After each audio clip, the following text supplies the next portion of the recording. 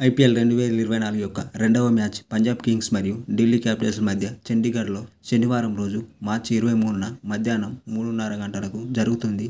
చండీగఢ్లోని MYS international cricket stadium IPL 2024లో మొదటిసారిగా IPL గేమ్కు ఆతిథ్యం ఇవ్వనుంది. ఈ స్టేడియం గతంలో దేశీయ మ్యాచ్లకు ఆతిథ్యం ఇచ్చింది. ఇక్కడ జరిగిన కొన్ని టీ20 గేమ్లు తక్కువ స్కోరింగ్ గేమ్లకు సాక్ష్యంగా నిలిచాయి. పేసర్లకు మరియు స్పిన్నర్లకు సమానంగా అనుకూలిస్తుంది. అయితే ఈ పిచ్లో బ్యాటర్లకు పరుగులు చేయడం చాలా కష్టంగా ఉంటుంది. దీంతో ఈ మ్యాచ్ తక్కువ స్కోర్గా ఉంటుందని భావిస్తున్నారు. ఈ ఎంవైఎస్ అంతర్జాతీయ క్రికెట్ స్టేడియం ఇప్పటివరకు 23 టీ20 మ్యాచ్లకు ఆతిథ్యం ఇచ్చింది.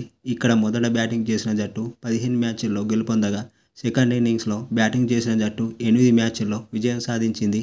ఈ గ్రౌండ్లో మొదటి ఇన్నింగ్స్ యావరేజ్ స్కోరు 148 కాగా, రెండవ ఇన్నింగ్స్ యావరేజ్ స్కోరు 116గా ఉంది.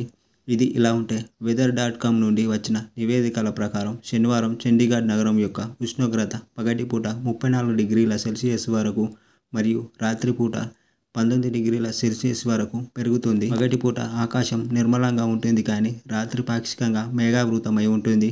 పగలు రాత్రి వర్షం కురిసే అవకాశాలు లేవు. తేమ పగటిపూట 29% మరియు రాత్రికి 37% వరకు పెరుగుతుంది.